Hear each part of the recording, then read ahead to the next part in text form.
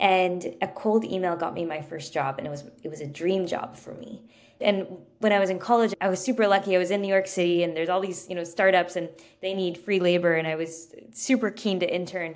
And all those internships were from cold emails too. The first thing that I really want to share is send cold emails, because you never know. And in a worst case, you've wasted a little bit of time writing a cold email, but that's also great exercise. I was trying to find the original way we connected was you doing the interview. It was like Hackers of Silicon Valley or something. What was it called? Was that? Yeah. Yep. That's exactly it. I was trying to find that. Was it, where did you post them? Was it on the internet? Was it like Medium, or was it Instagram or something? I had a Tumblr. A Tumblr. Tumblr. Okay. I knew it was like some platform or something. It might still be online. It's like hackersofsv.tumblr.com is probably where it is. Because I let the domains expire. Hackersofny.tumblr.com, which is the original, is still online, and it is. All right. It is the early 2000s in a. I love when you find one of those nostalgic websites that just takes you back. It was a life-changing project for me. Yeah. So when I started this Tumblr, I was a student at NYU, and I didn't yet know what I wanted to do after college, but I was a senior, and I was like a little bit interested in technology, and so I started this. And when you're a student, people just are so kind with their time, and I started meeting all these people who were building companies around New York. And then when I came home for the summer to the Bay Area, I did the Bay Area one, which you were featured in, and it was through this that I learned about what it's like to work at a tech company. I met a ton of really inspiring people who became my network, through which I was able to find my first opportunities in tech. And so completely changed the trajectory of my life. And actually still to this day, the advice I give young people looking to break into tech, or honestly anyone trying to break into tech, no matter career stage, is just start a podcast, start a newsletter, start whatever is the equivalent of a Tumblr, because it's just an excuse to talk to people, and it could change the course of your life. I think that's really solid advice. And I think it's the conversations that we have that shape us and just give us exposure. We have books, we have other ways of kind of consuming, but when you're able to have FaceTime one-on-one with another human that is further ahead in life in some regard, it doesn't have to be, they could be younger in years, but they could be further ahead in some aspect of life that you haven't gone through. That's where we end up doing our most learning. And then also you get to kind of take a little snapshot of this, of that, of this, and then cobble together, well, who does Dani want to be, and what am I going to lean towards? It's also people are busy, and it's like, how do you meet people? It's when you're trying to go to a new industry, you show up to the meetups, but the people at the meetups are also trying to sort of break in. It's tough, right? And so, but when you can give other people a platform, and so you're doing them a service, and the time spent together is into service of them, it's so both ways. It's just awesome. So for those who may not know of the infamous Dani Grant, do you mind just doing a little introduction and bio about yourself, what you're up to? Yes. I'm one of the founders and CEO of Jam, which we're about to cross 100,000 people using to report bugs to engineers. And the whole idea is that it's super fast to report a bug, 2 clicks, and engineers get all the information they need to debug, so they never have to ask a follow-up question. And before that, I started my career as a product manager at Cloudflare, where I experienced the issue firsthand, and then became a VC for 2 years at USV, where I learned, where I got inspired by seeing other founders, and that brought us here to building a company for the other PMs in the world. I mean, I think it's been quite the journey too. I saw that you just closed your Series A recently with some very big names and very big dollar signs. So congratulations on that as well. Thank you. It's cool to see. I mean, so I met Dani, I guess, 10 years ago or something. And you were in college at the time, is that right? I was in college, yeah. Yeah, so to kind of peripherally see you go through your journey on LinkedIn and Twitter from afar, and just kind of see you start Jam 3 or 4 years ago, and then to see this kind of journey to success. I mean, I am not surprised, but it's also really fun to reconnect with you and to see all the awesome stuff that you're building. The product looks amazing. It looks very straightforward, very clean. Highly recommend anyone go check it out. But yeah, hats off to you. Thank you so much. That means a lot. Yeah, absolutely. Absolutely. So talk a bit about kind of going from, I mean, you already touched on a little bit about having your original Tumblr and kind of having this exposure to technology, realizing that you want to go into that path. But you really did go through all the phases of it, right? So you were the intern, right? You were the observer, you were the interviewer, and then you stepped into product management to kind of have that more hands-on aspect. You looked a bit at the other side of the venture aspect, and then you jumped straight into the founder path, and you're crushing it every step of the way. So is this like just the Dani Grant effect, and you're making it happen, or is it like a journey that other people could replicate? What advice do you have on kind of going down that path? You're too kind. I'll say so the first thing is I got my first job in technology. Well, so my first job out of school, I joined Cloudflare as the fourth product manager. And it was such an amazing experience, and I was so lucky to have it. And the important thing I want to say here is that I did not apply online. I sent a cold email to I think it was to the recruiter at Cloudflare. And a cold email got me my first job, and it was a dream job for me.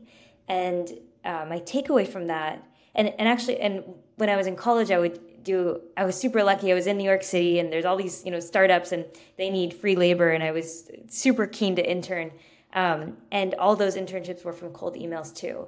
And so maybe the first thing that I really want to share is send cold emails, because you never know. And in a worst case, you've wasted a little bit of time writing a cold email, but that's also great exercise because, when I was a VC, I would read every cold email I received. And now as a founder, I also read every cold email I receive. I think often when you're sending cold emails, you don't think like someone on the other end is going to even read it. It's like, what's the point? But as a person who has an inbox, like, I don't know, how many do I get a day? Under 5. Like, and if you're really in the search for the best talent, you want the people who go above and beyond. Those are the people who reach out. And when you're a VC, you're in the search for, the not obvious deals. And who are those people? The people who don't have networks yet. And so anyway, cold emails. So before starting a company, I did the PM thing, which was awesome. I learned about how to do everything in your power to help a team ship faster, which is a lot of what you do as an early stage founder too. I did the VC thing, which really helped me when we went out to fundraise, because it's hard to ask for money if you've never seen someone do it. The one thing I wish I had done as a role before starting a company is spent a little bit of time on a go-to-market team, whether it's sales or marketing. It's probably the make or break difference between a company, like a startup that succeeds and a startup that fails.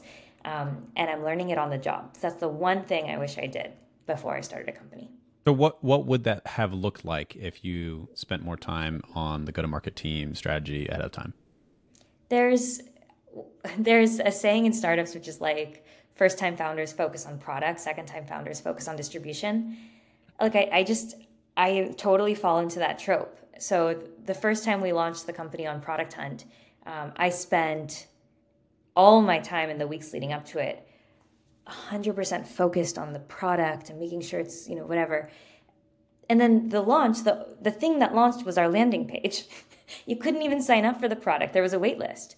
And so, like, what was I doing all this time focused on this thing that no one had access to, when really the thing that we're launching is the marketing? And so I sort of undervalued the only thing that is important. The book Sapiens? Yes. By Noah Yuval Harari, or Yuval Noah Harari. That book is a smashing success. But the first time he launched it, it actually didn't sell very well. It was launched under a different title. It was something like Humans, From Animals to Gods, and it just didn't sell. So the book did a rebrand, it relaunched, and it's a smashing success. And so I think that as a first-time founder without go-to-market experience, I just sort of undervalued a thing that is actually the most valuable thing to focus on. I think that's so. First of all, didn't know you could do a book rebrand and relaunch, so that's fascinating. But even more than that, I think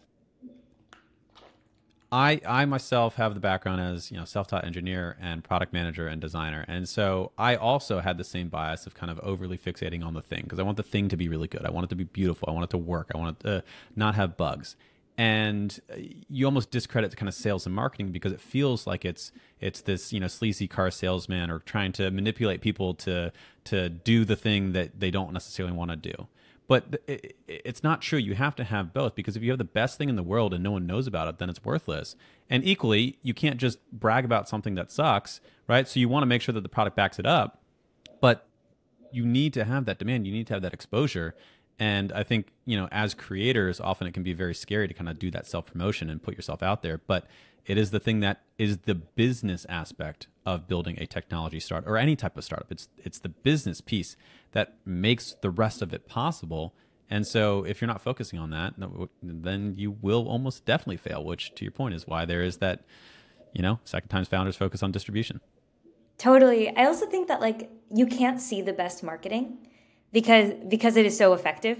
And so oftentimes when we think about like marketing, we think of the worst examples because it's the stuff that you can totally see through. And so we have this like sort of feels sleazy and selling and gross. One of my favorite thinkers on the internet and authors is Seth Godin, who is like the marketing expert. And actually, like when we start our next company one day in the future, his book, This is Marketing, is going to be one of the first things I download and listen to as we start the company. But his thesis is if you're not actually benefiting your audience, if you're not actually benefiting your users, it's spam. And real marketing is to empower them in some way. And that's your job. And you do it through the messaging, through giving them a positive vision of the future and helping them onboard and use a product that hopefully fulfills that positive vision of the future. So actually, it's like a really positive thing if you're able to change people's lives, and you have to be good at marketing for that. So anyway, so I like the idea of like, oh, you have to be really good at like selling and all that. But no, like you just have to know like how to tell a story and be effective. So tying into that, one of the things that I think you have done very well, which is tell that story of Dani, and I mean this through whatever you want to call it, but personal branding or having a strong social media presence. I mean, you create content, you put it out there. Maybe it's more for the business, maybe it's more for yourself. But in this day and age, how much value or importance should founders be putting on they themselves, putting themselves out there? And I think this expands beyond your entire business, but how important is it to have a public face and public image when you're building companies and kind of playing this world? It's, I think it depends on your business, but in our category, our hypothesis at least is that founder-led sales in 2024 is happening first passively online. So before you have your first meeting with a company, you're first being sort of sold on their beliefs and their values and their product just when you're passively like scrolling on the internet. And so that's why we decided to try and see like, should we basically do our first sales meeting through LinkedIn posts. And to be honest, when we started doing that, it really freaked me out because I feel much safer behind the product. We're like, we do our work over here and we deliver you this software and it either provides you value or doesn't, but I get to be anonymous in the experience, right? And but it was, this is why you need good co-founders. My co-founder's awesome, and he really pushed me. He said, let's do a deal where let's try this strategy for 6 months. And 6 months in, we can decide yes or no, do we continue? But for 6 months, we're committed. And the commitment we made was that every business day for 6 months, I would post on Twitter and LinkedIn. And I'll tell you that by the time we got to month 4, it was so clear. We had started conversations online with so many users who otherwise we would never have gotten to meet, because we just didn't have a communication channel, but suddenly we had opened one up. It brought in new users. It's for us, honestly, it's such a no-brainer to continue. I think we're now about 9 months or 10 months into this, so highly recommend for people who are. How would you recommend people get over that hurdle of that momentum, that habit, that atomic habit of just getting out there and posting daily? The getting started is not, well, getting started, there's a little bit of a hump. It's like, okay, it's awkward. I remember the first day we did this, every call I had, I shared screen and showed what I'd posted on LinkedIn. And I'd go should I delete this? And everyone's like, no, it's fine. But I felt really self-conscious. I felt like it was cringy. So yeah, there's a little bit of hump to do day one. The part that I found to be the hardest is when you're 3 months in and you have nothing to show for it, and it's taken a lot of time and effort, and it feels a little lame. It's like throwing a party that no one's showing up to every day for 3 months is kind of takes a toll. but these things take time to bake. And so the thing that was actually really helpful for us is the fact that we decided it's going to be 6 months, and we decided what those 6 months would look like. And we knew that there could be an end date, but it would have to be 6 months from now. And making that commitment and having enough time for it to actually bake and see if there would be results was the important thing. I like that a lot. Part of the reason I named the podcast The Long Game is because I'm going to do it for 10 years, and 1 week for 10 years. 1 episode a week for 10 years is my minimum commitment. That's amazing. And yeah, I mean, it's scary, but it's also when it's not about the ROI that you can measure in the short term, or like the only thing that I have to count is shipping 1 episode a week. That's it. And ideally, I want them to be better than last week, right? I want to improve. I want to grow. Better, better guests, better questions, better listening, more interesting for the audience. Ideally, I want an audience, but that's not what I'm actually measuring. Those are ancillary effects. And so as long as I just commit to stick to my goal, which is 1 episode every single week, then I will have won. And then at 10 years, I can say, oh, do I want to keep doing this or not? And what I've found is that it removes that stress of things having to be transactional, of trying to see some result by some certain time. And I think that there's another quote that I like. I think Alex Ramosi popularized it, or maybe it is him. But those who think in decades will beat those who think in years, and those who think in years will beat those who think in quarters, right? So when you're thinking about things from a long-term perspective, you remove kind of those shorter transactional reactive states of, oh, I need to get this by this week or next month or whatever it is. And that's where real value compounds, because you give it enough room to really breathe and mature and generate that long-term value. One of my favorite examples of this is Lenny of Lenny's newsletter has a great newsletter. If you haven't seen it, it's a product management focused newsletter. Is that correct? Yeah. Yep. Products, startups, growth. He went to the founders of 15, 20 super popular like SaaS startups and asked them, how many years did it take you to get to product market fit? And then he put it on a chart. And the time scales are so long. I love this chart because it shows you the thing that everyone kind of knows, but you don't actually know until you see it, which is like to build something incredible and industry changing. It just takes a lot of tries and it takes a lot of years. So Figma, I use Figma every single day. It is one of my favorite companies and products. On that chart, it took them 4 years to product market fit. Notion, I think, is 2.5. Airtable, I think, is 3. It's like, I love these products, but it just takes time. And when we started Jam, well, at first, my only product experience had been at Cloudflare. And Cloudflare already has product market fit. So if you launch a new feature at Cloudflare, it does really well, really fast. And so I expected our timescales to be like that. And it was kind of a slap in the face. It was like a real wake-up call when it wasn't like that. And actually, for the first 18 months of the company, there was nothing to show for all of our hard work. Nothing was working. We had shipped 7 attempts at a product, and none of the 7 had any retention, or it just was sort of falling flat. And it was the 8th one that worked, and we shipped that 18 months in. But my co-founder and I decided up front that we would give it 2 years. And actually, probably our time scale, our agreement should have been we'll give it 3.5.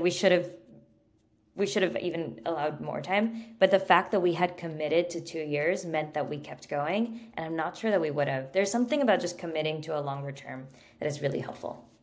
Yeah, again, recurring theme, right? So you did it with the content creation and then also with the business itself.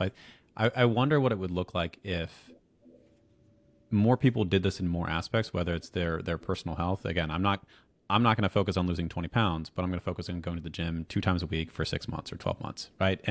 And when you remove the actual thing that maybe, why did you start the company? Because you want to be successful and impact people's lives and whatnot.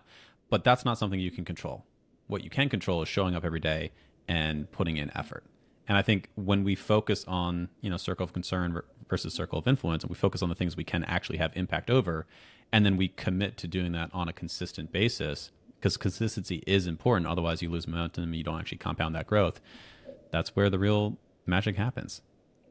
One of the early decisions we made that supported us in being able to do this, well, I'll say 2 things. The first is, yes, you hear these things as a founder and you know these amazing companies took a long time, but the actual experience of being, over a year into this and every single day has just been a grind and you're exhausted and it's failure every day. Like it's one thing to know that that's the journey and it's the other to live it and still decide to like keep going. It's very emotionally difficult.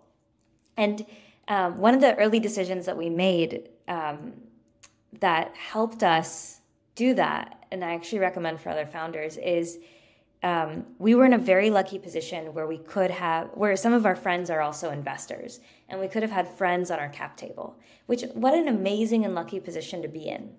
But the decision we made early on was no friends. Like, we're not letting friends be a part of the company in terms of being investors. And actually, I'm not sure I handled those conversations very well. It's awkward. Like, they're friends.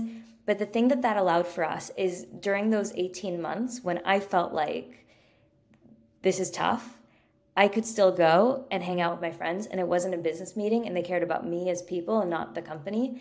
And that allowed me to have separation from myself and just keep going on the company, focus on the inputs, which I think if like my whole world was wrapped up in Jam, it would have been a little bit harder. Yeah, I think that makes a lot of sense. And a quick anecdote. So I started this current company with my best friend. And so we've been doing this for 8 years. And one of the things that we developed was the ability to call out what hat we were wearing when we were having a conversation. Oh, And that's before cool. we had that, it was tough at times because, we have different relationships within the business. He's CEO, I'm CTO. We're also both founders of the company, right? We're both board members of the company, and we're also both best friends. And so when you frame the conversation that you're having and you say, hey, I'm putting on my friend hat here, and then you say something, it's a very different dynamic versus I'm wearing my CTO hat and he's wearing his CEO hat and he's saying, hey, I need this done. And it's a different dynamic, different pushback. But without that structure and that framing, it can be messy, it can be painful. So I think you did it in a different way, right? You said, okay, well, we're not letting friends invest. So therefore, when you were with your friends, you had that clarity of role and relationship. But it can be muddy if you don't have those clear lines one way or another. That's amazing. Yeah, it's worked for us, so maybe it's helpful elsewhere. I want to shift slightly. So with Jam, again, there are many ways to measure success of a startup, but according to Silicon Valley, you guys are very successful. You closed a phenomenal Series A. You've had great growth. You have product market fit. Sounds you guys are doing well. You also started in the good times, right? You started when did you kind of officially start? Like 2019 or We something? 2020, yeah. 2020. Yeah. So those were the good eras of the zero interest rate environment. Money was everywhere. Fundraising was easy. So not only are you guys continuing to do well and you closed your round 2 months ago, on top of that, you're not an AI startup, right? And I don't know how much you speak about AI or not in your company, but you distinctly started as a developer tool or a bug reporting tool, product tool, whatever you want to call it, categorize yourself as. So any particular reason you would accredit to why you guys are doing so well and where so many other founders are struggling to get to that institutional money, getting to that Series A round, getting to the metrics that they need to hit to keep raising, especially coming out of maybe overfunded or poor cap tables from earlier periods? We started a really, really like charmed time, as you're saying. 2020, there was sort of the VC market was very interested in how remote work would change, how collaboration tools would evolve, and we were just sort of the right time to be raising for that. I completely agree. We do have some AI at this point, which is we built an AI debugging assistant. So when a bug gets reported with Jam, there's an AI helper to help the engineer debug a bit faster. It gives them some hints like where to look in the code base and stuff like that. But we've been really, But quick comment on that. Even with that, that's a feature, not your yeah, company. A lot of people have pivoted to say we are an AI company, but I think appropriately, AI is just going to be one of the tools that you layer into the overall platform, not everyone's saying, "Oh, I am AI. Invest in me." yeah. So on the fundraising side, we've been just super, super lucky. The other stroke of luck here is because I spent 2 years in VC before starting the company, I've seen hundreds of founders pitch, and it's just so much easier to do this, like to go take a VC meeting if you know what it looks like on the other end, and you've seen everywhere from like, oh, this meeting was like okay versus this was an like outstanding founder at selling. And so if you just see that over and over, it's so maybe what I should do here is I can give some tips that I learned from the VC side that we use them when we fundraised. Yeah, kind of the reverse engineering. You went into the lion's nest in lion's den and you figured out exactly what to say and how to say it, and then you structure that. Yeah, that'd be great to share. And we should say that this is the toughest fundraising market in the last 20 years, and so the real beast is you have to deal with the market. And this is like nice polish on top. Like it's not that helpful. But I'll say like the first framework that I think about when fundraising is I think about, as the founder who is going out to pitch, I am in the business of delivering a great meeting. And actually, anytime you're selling, you're in the business of delivering a good meeting. And just thinking through that framework helps you kind of figure out a lot of the details. Like, for example, if you're able to do meetings in person, should you, or is a Zoom fine? Well, if you are so much better in person at like delivering a great meeting that someone wants to have that meeting over and over again for 10 years, so much that they'll want to work with you and join you on the journey, like, well, that's now clear what you should do. Here's another one. So like when you join a Zoom call, what's the worst part of the Zoom call? What's like the first 5 minutes where you each discuss where you're based and what the weather is, right? Like, and then if you do that, then you have to like awkwardly transition to pitch. It's like, oh, should we talk about the business now? Like, it's like, oh, it's like no one wants to do that meeting again. Yeah, it's like walking into a party where you don't know anyone. It's like, this kind of sucks. And so if you're in the business of delivering a good meeting, you should plan what the first 5 minutes are going to be. So you know you're going to be asked, how are you? And so you should have a response that's true, but better than good. So for example, like 5 minutes before a meeting, like a pitch meeting starts, I'll think like, okay, what's actually happening today? So that when the pitch meeting starts and we join the Zoom and they ask, how are you doing? I can say something honest, but that I'm actually excited about. Like, so great. I just saw this feature that the engineers have been working on. It's on staging for the first time. It's so freaking cool. Like, can I show you? And then we're just in it. Or like, I just got off the phone with a customer today and they're so happy with our product. And honestly, nothing else makes me happier. Like, can I tell you all about it? Now you're in it. You never have to transition to pitch. It's just a better meeting. Here's another one. Like, should you show your pitch deck during the meeting? Well, if you're in the business of delivering a good meeting, if you share the pitch deck, you've put the other person in webinar mode.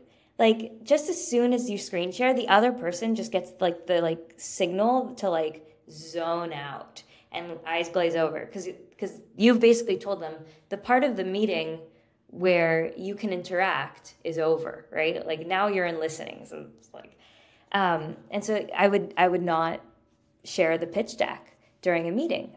That's for following up later. Or here's the last one. If you're in the business of delivering a great meeting, like how long should your answers be? I'm doing a terrible job of showing this one. My answer is way too long here, but like most people want it to be like good meetings are conversational. And so the way you should answer a big question, like if someone asks something really huge, you should say like, I think about it in a couple of different ways. At a high level, happy to go more into detail on any of these, right? So you keep things short and then they can be part of it instead of it just being like a monologue like I'm doing now. So that's business of giving a good meeting. I'll stop there. Yeah. So first of all, this is an interview. So you're doing a wonderful job because you're addressing the question, but you're also breaking it down in very tangible and tactile, relatable ways. I mean, I feel like I've learned more about business meetings, and I do not think at all that applies to just the traditional venture capital pitching scenario. I mean, at the end of the day, when you're having a conversation, you are representing something. It could be yourself, a company, a department, a group, a family, whatever. And you want to make sure that you are having that connection, which is why you're having a meeting in the first place. And so some small little things that you just shared, I'm going to start doing in my life just for every meeting that I have, because I think it just shows a little bit more engagement, a little bit more forethought, and you get over that awkward phase and you kind of break down barriers and have more genuine connection, which can be difficult to do even in person. But when you add this kind of, okay, let's strip away 80% of what communication is, and now we just are a flat screen and a voice that half the time Bluetooth's broken, like it's helpful to have someone have a little bit more thought into how we're going to structure this communication. Yeah. Maybe, maybe one other like sort of pitch advice that's worth mentioning is imagine you are an investor and you've been given some money to invest in some early stage startups. You're kind of incentivized to wait and see what happens. If there's no reason to act now, you're disincentivized to act now. Actually, what's in your best interest as the person who has to allocate money is to see how things develop. And then once you're forced to make a decision, then make a decision. And it's not because it's not like an evil strategy. That's just, it makes a ton of sense. It's like, wait until you have to decide. Like, we know this as consumers. If you've ever needed to make a really big purchase, probably you waited as long as you possibly could because you're like, what if new information comes my way? And so as the founder going out to raise, you need to somehow create a why now moment to get the round together. And that's actually really, really important. Imagine if you are a hiring manager and you're interviewing a candidate and you're like, hey, candidate, like, what's your timeline like? And they're like, I don't know, like, not in any rush, just let me know. You're now not in any rush to hire them. But imagine if the candidate says, I'm doing all of my final round interviews next week, and I'm probably going to make a decision at the end of the week. You're like, oh, okay, like, let's go. First, that candidate now seems a lot more exciting, right? Because it's clear that they're getting traction from others, but also now you've got a why now, you've got urgency to act. So as a founder going out to pitch, one of the things that you can do that will be helpful in your favor is, instead of casually, passively fundraising, is to schedule all your fundraising meetings a few weeks out and put them all in the same week. Because that will create a moment in which it is happening, versus like, this is happening over the course of 6 weeks. It's like, it's happening now and you're either in, you're out. We have lots of conversations going on and we're trying to focus on the most important ones, right? Like, that creates urgency. And I think that's really important. Before you go out to fundraise, you can actually leverage that moment. So there's a saying in venture that if you ask for money, you get advice. And if you ask for advice, you get money. And it's just, there is something very true about that, just from a human perspective. And so before you are officially fundraising, you can do the advice conversation. So if you do, as a founder, you're always fundraising, right? But like, if you do reach out to a VC, you can say like, you've invested so much in this space. I'd love to hear what you think our strategy should be, or like whatever it is. And that may just evolve into what it is. Okay, that's it on urgency. That's phenomenal. I mean, did you develop all this through your time working in venture, or has this been an amalgamation of like being in the industry and observing and picking it up? Because you clearly seem to have a very strongly formed and very effective strategy, as evidenced by your results, strategy for intentional conversations, for marketing, right? You said you're learning on the job, but you are about to hit 100,000 users. So clearly you are figuring out how to actually attract customers and activate users. And then again, on the fundraising side, yes, you have that past exposure, but it seems like in each aspect that you apply yourself, you form strong opinions about what works, and it's based on evidence of it working. So like, is that just based on your life experience, or how do you go from learning and synthesizing information to evaluating what works and then turning it into a principle or a rule that you live by and then executing it? Like, what is your meta process for doing that? You're too kind. No, this is just like being in a job where you can see things. Like, okay, here's like another like one. So the firm that I used to work at, every Monday would do their firm-wide meeting. So most of the day Monday, if you work at that firm, you are in a meeting. So probably the worst time to email a VC that works at that firm is on a Monday, because that's just going to get stack traced into the inbox, like, and everything. When you're finally going through your inbox late Monday, you kind of just trying to get to the most important stuff. Then Tuesday, if you want to hear back from someone at that firm, don't email on a Monday, right? I mean, you will hear back, but like, just saying, right? Actually, I think most VC firms do their partner meetings on Monday. And so the worst time to cold email a VC, I think, is on Monday. And you can just only see that if you are the person who is like mismanaging your own inbox, right? And so, yeah, it was very fortunate to get to be at a VC firm first and then have to go out to raise later. It's like you just see all the stuff first and then it's easier to do. Do you think that AI needs to be part of people's pitches in some regards? And this can be based on anecdotal or just your own opinion as having the VC experience. But how much does AI need to be in your vocabulary? Or is it actually just a scapegoat that people are pointing the finger to as to why they can't raise? Look, I think you need to have an answer because the truth is it's happening. And so VCs are going to ask you about it. And they want you to be thoughtful about your business. And they want to know that you've at least thought about it. So if you come in and you're not able to answer sort of basic questions about like, what is the impact of AI for your business? Are there opportunities for you to leverage it? If you don't have an opinion yet, it doesn't create confidence in you as a founder. But if you do have a strong opinion where you say like, in this moment of AI, it would create a worse user experience for our users, but I could see in 5 years out that will change. And our job as founders is to stay on top of the trends. Like, that seems fine, right? I think it's about, sometimes VCs ask questions because they want to know that you've thought about something, not necessarily that you're going to do it. And I think AI is one of those things. That makes sense. Equally, if you go to any other expert or a doctor or something, you go to a car mechanic and you say, what's this? It's black. Is it broken or something? And they're like, I don't know. That's not confidence instilling. But they say that's a problem, or they say that's not a problem, and here's why. Either way, you have a lot more rapport, a lot more trust in that person taking care of your car, your health, your body, your company that you're about to pour dollars into. One of the tricky things in AI right now is that AI has such strong promise market fit. When you hear about the promise of what AI can do, you're like, sign me up, I'll pay anything, right?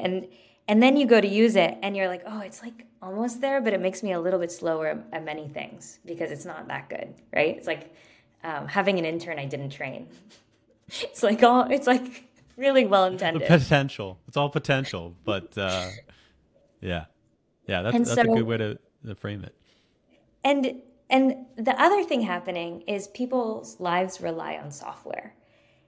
And so your software actually has to work 100% of the time for them to be able to trust you, especially when you're a new startup, and they're taking a risk on you. And so I think the thing that a lot of founders are sort of like grappling with is there's an AI moment. There's a story about AI that investors especially want to hear about. There's a lot of promise. But if they were to do something right in this moment, sort of overbet on it, they might actually lose usage, which is actually the most important thing, right? Is like customers. And so I totally hear what you're asking, where it's like, how important is it really? And I think it's just having an answer. I feel like we could go on forever, but maybe to close us out here, a two-part question. One, how important is traction, and what type of traction in the current environment? So, could be users, but it could also be revenue, profit, growth, whatever. How important is that? And I'll slap on the extra question afterwards. So it depends for which round. A lot of people think that in order to raise any VC funding, they have to be able to show traction, they have to have a great product. But our experience was not that. When we raised our first round of funding, we had a prototype, but we did not yet have any usage or customers. And we didn't have something that someone could actually sign up and it was really very much a duct taped together prototype. I think the counterintuitive thing is that it's sometimes easier to raise before you have something than once you have something, because it takes so long to build something really great. And before you have something, it's about you can talk a lot more hypothetically. Yeah. But luckily there are VCs that are set up just for that. So in 2020, it was way less common to do a pre-seed round at the time, which is like a seed round. But now there are pre-seed investors who want to be in the journey with you on day one.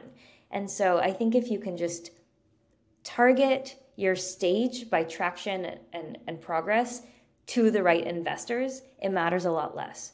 But if you try to go and raise an A and it's still and really hard to show traction, I think it becomes a lot. Yeah, it's skiing uphill. And then lastly, in terms of what we can expect to see from Dani Grant and Jam in the future, paint us a picture. Right now, I'm just having such a blast building the company. When you choose what company to start, you sort of choose who you're going to be spending all your time with.